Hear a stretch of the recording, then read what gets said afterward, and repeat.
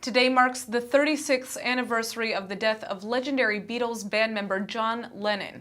The Beatles may have never had the opportunity to play in Israel, but until today, they remain one of the most beloved bands in the Jewish state.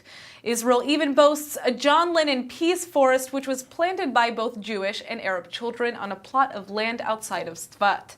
Now, believe it or not, the Beatles weren't always loved by Israel. In fact, in the 1960s, the band was viewed as a corrupting influence. That is, until the beloved Israeli singer Naomi decided to re-adapt their music.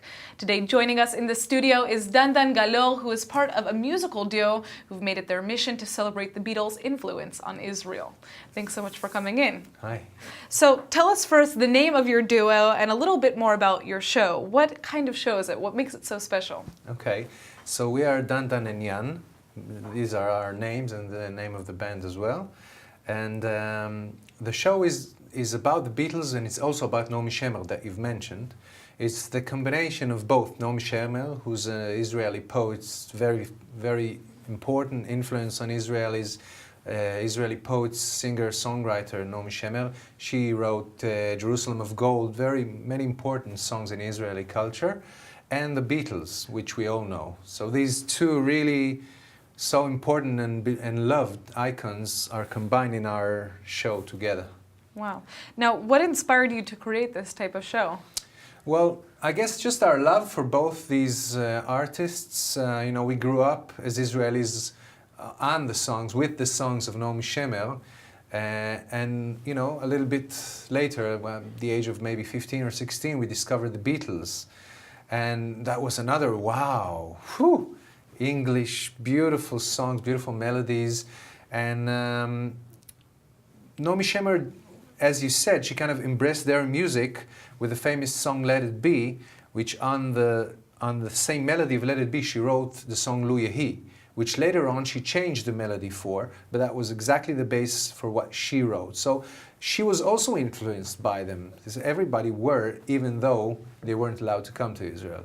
Okay, so let's check out some of this music, obviously. We want to get a taste. Here comes the sun, here comes the sun, I say, it's alright, it's alright.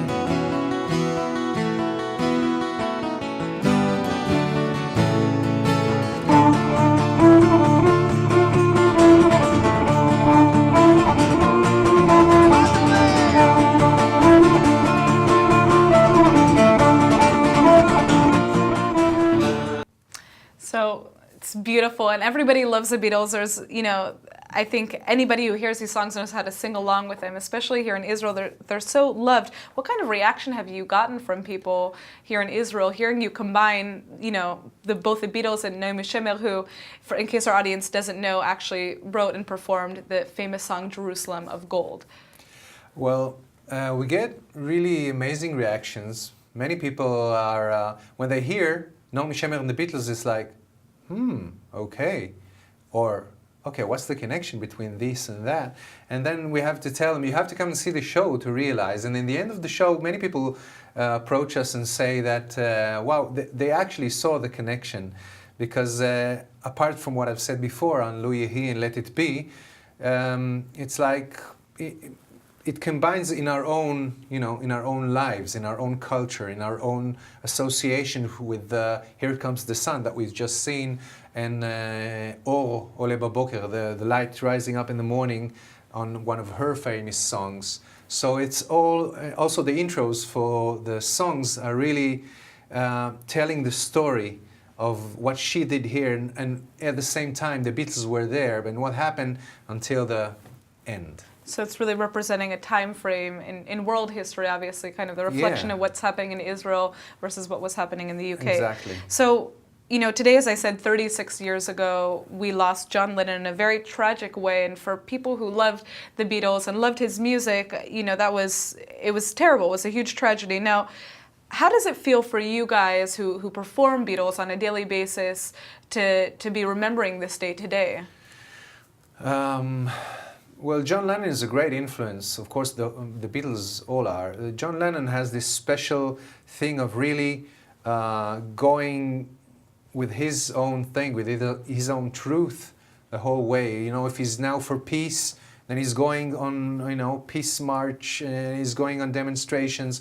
If he's now into meditation, so he goes to India and does his meditation. If he's into the music, he's in the music. So he's really an inspiration for us. And we have a concert today that we're going to do special John Lennon, of course, with a few of his songs.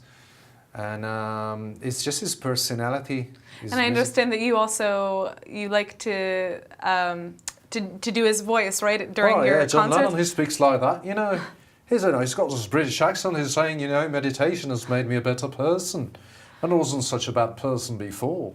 Yeah, you see, you're the best. I think that's the best accent I've heard from an Israeli by far. So good job to you, kol hakavod.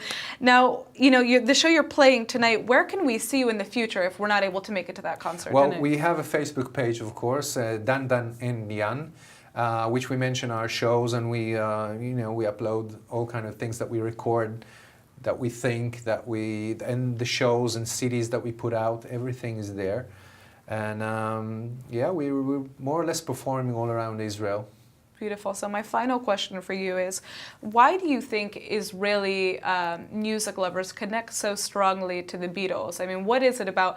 I know the world loves the Beatles, but here in Israel, you know, the Beatles remains one of the top, most loved bands here until today. You know, it's a great question. Why does the Beatles, or why have they become such a legend? Because, you know, they're a great band, but there are many other great bands as well. I don't know if to say specifically about Israel. I know that Israelis have a good taste for music, definitely. We appreciate good music, we appreciate good melodies, good harmonies. And also something in the combination of the Beatles is like in the song of Naomi Shemer, Al Advash Vala Oketz, yeah, is the sting and the honey. It's like they have everything. John Lennon is the sting, you know, he's more the going inside and telling the cold truth in people's faces. And there's Paul McCartney with the beautiful love songs of the honey. It's something in the special combination between the four of them that made them so special. That's what we think. Absolutely. Well, it was wonderful to have you, and, you know, for our viewers who are interested in checking out more of this beautiful duo online, go to the website that he told us. Thank you so much for coming in. Thank you very much for having us.